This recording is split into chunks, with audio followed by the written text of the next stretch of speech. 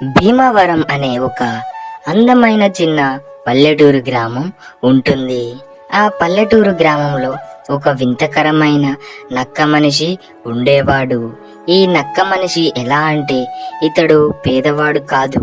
ఇతను చాలా ఆస్తి మరియు డబ్బులు కలిగి ఉన్నవాడు. ఇతడికి ఒక రైసు మిల్ ఫ్యాక్టరీలో అలాంటివి చాలా ఉన్నాయి. అందుకు ఈయన రోజు ఏమీ పని చేయకుండా వెళ్ళి అందరితో మంచిగా మాట్లాడుతూ అందరికీ సహాయం చేస్తూ ఉండేవాడు. ఏమిరా రాజు, నిన్న కొన్ని డబ్బులు అవసరం ఉందని చెప్పావు కదా, ఎందుకురా అంత అవసరం? అయినా పర్లేదులే, నేను నీకు డబ్బులు ఇస్తాను, ఏమీ దిగులు పడకు. ఏదో హాస్పిటల్ ఖర్చు కన్నావు కదా, ఇస్తాను. అవును అయ్యా, మా భార్యకి ఆరోగ్యం బాలేదు, అందుకే హాస్పిటల్ ఖర్చు చాలా అవుతుంది. మీరు నాకు ఒక 25,000 ఇస్తే నేను వాటిని వడ్డీ ప్రకారం మళ్ళీ 4 నెలలలో మీకు తీర్చి ఇచ్చేస్తాను. మీకు చాలా ధన్యవాదాలయ్యా.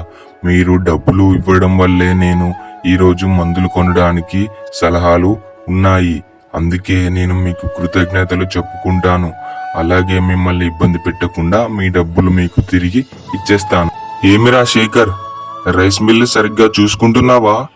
నిజంగా చెప్తున్నాను, రైస్ మిల్ సరిగ్గా చూసుకోకపోతే జనాలంతా ఆగమైపోతారు.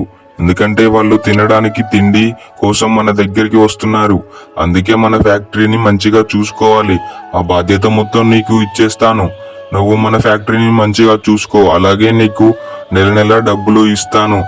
అలాగే అయ్యా, మన రైస్ మిల్లుని నేను చాలా మంచిగా చూసుకుంటాను. అలాగే మీకు ధన్యవాదాలు, ఈ రైస్ మిల్లు మొత్తం నా చేతిలో పెట్టినందుకు.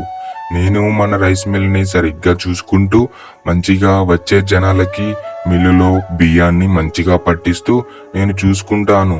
కానీ కొంచెం డబ్బులు అవసరం ఉంది. నేను రేపు మీ ఇంటికి వస్తాను. ఏమే సీత, ఇంట్లో అందరూ మంచిగా ఉన్నారా? మొన్న నా దగ్గరికి డబ్బుల కోసం వచ్చావు కదా, నేను నీకు 25,000 ఇస్తాను. నువ్వు నీ ఆరోగ్య సమస్యలు అలాగే ఇల్లు సమస్యలు అన్ని చూసుకొని సరిగ్గా మంచిగా జీవించు. మీ అబ్బాయిని మంచిగా చూసుకో. మీకు చాలా ధన్యవాదాలయ్యా. మీరు ఎప్పుడు అడిగినా డబ్బులను కాదనకుండా ఇచ్చేస్తారు. నేను మా అబ్బాయిని మంచిగా చూసుకుంటాను. మీరు 25,000 ఇస్తే వాడికి మందులు అవి ఇవి తెచ్చి మళ్ళీ మీ డబ్బులను నేను గత 2 నెలలలో తీర్పేస్తాను. మీకు చాలా కృతజ్ఞతలు చెప్పుకుంటున్నాను. ధన్యవాదాలయ్యా. ఏమిరా బాబురావు, మంచిగా చదువుకుంటున్నావా? మంచిగా చదువుకోరా నాయనా, లేకపోతే ఈ మధ్యకాలం పిల్లలు ఎలాగున్నారో అంటే మరి దారుణంగా ఉన్నారు. వారు చిన్నప్పుడే అన్ని పనులను చేస్తూ ఉన్నారు. కాబట్టి నువ్వు మంచిగా జాగ్రత్తగా ఉండి అలాంటి చెడు సవాసాలు ఏమీ పట్టకు, సరేనా? అలాగే అయ్యా, నేను మంచిగానే ఉంటాను. కానీ నాకు కొంచెం అవసరం ఉంది. అదేంటంటే నాకు ఒక బుక్ మరియు పెన్ను మీరు కొనిస్తానని చెప్పారు. అది కొనిస్తే నేను మంచిగా చదువుకుంటాను. అలాగే చెడు సవాసాలు కూడా పట్టను. ఇలా ఆ మంచి మనిషి అందరికీ డబ్బులను ఇస్తూ పిల్లలకి సహాయం చేస్తూ ఆ ఊరిలో మంచి పేరుని పొందాడు. మీకు ఈ కథ నచ్చినట్లయితే మన ఛానల్ని సబ్స్క్రైబ్ చేసుకోండి అండ్ అలాగే లైక్ చేయండి.